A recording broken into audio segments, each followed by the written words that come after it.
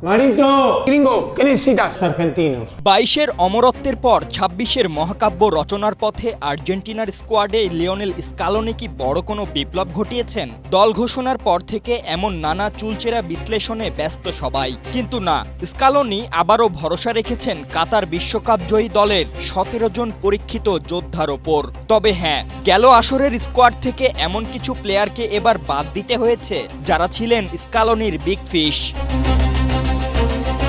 বাদ পড়াদের মধ্যে সবচেয়ে বড় নাম আনহেল ডি মারিয়া। এটা শুধু একজন খেলোয়াড় হারানো নয়, বরং বড় ম্যাচে এক নির্ভরযোগ্য নায়ককে হারানো। ডি মারিয়া এমন একজন প্লেয়ার যাকে কোনো এক পজিশনে বেঁধে রাখা যায় না।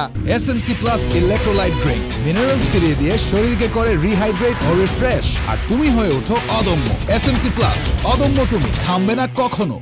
দলের প্রয়োজনে তিনি কখনো উইঙ্গার, কখনো প্লেমেকার, কখনো বা আবার ম্যাচ উইনার। সবচেয়ে বড় কথা, বড় ম্যাচে তিনি প্রায়ই হয়ে উঠতেন আর্জেন্টিনার ত্রাতা। তাই তো এখন সেই জায়গা পূরণ করা স্কালোনির জন্য সবচেয়ে কঠিন কাজ।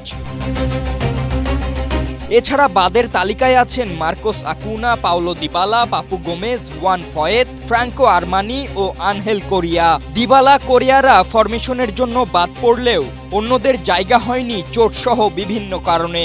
তবে বাদ পড়াদের জায়গায় নতুনরা সুযোগ পেয়েছেন তাদের সাম্প্রতিক পারফরম্যান্সের ওপর ভিত্তি করেই। ভ্যালেন্তিন বার্কো এবং নিকো পাজকে ভবিষ্যতের তারকা হিসেবে দেখা হচ্ছে।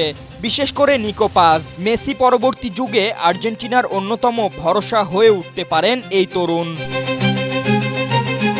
এছাড়া ম্যানুয়েল লোপেজ, পালমেইরাসের হয়ে দুর্দান্ত ফর্মে থাকা এই ফরওয়ার্ডকে ভবিষ্যতের বড় অস্ত্র হিসেবে দেখা হচ্ছে।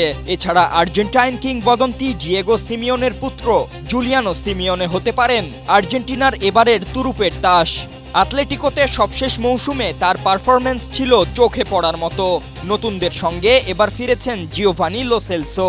18 বিশ্বকাপে বেঞ্চে বসে কাটানো, 22-এ ইনজুরির কারণে ছিটকে যাওয়া, সব মিলিয়ে বিশ্বমঞ্চে পারফর্ম করাটা তার জন্য আবশ্যিক হয়ে দাঁড়িয়েছে। ডি মারিয়ার অভাব অপূরণীয় হলেও নতুনরা স্বপ্ন দেখাচ্ছে। অভিজ্ঞদের সঙ্গে তারুণ্যের মিশেলে স্কালোনির এই নতুন দল মহাকাব্য রচনা করতে পারবে তো? ফাতেন ইশরাক, এশিয়া পোস্ট।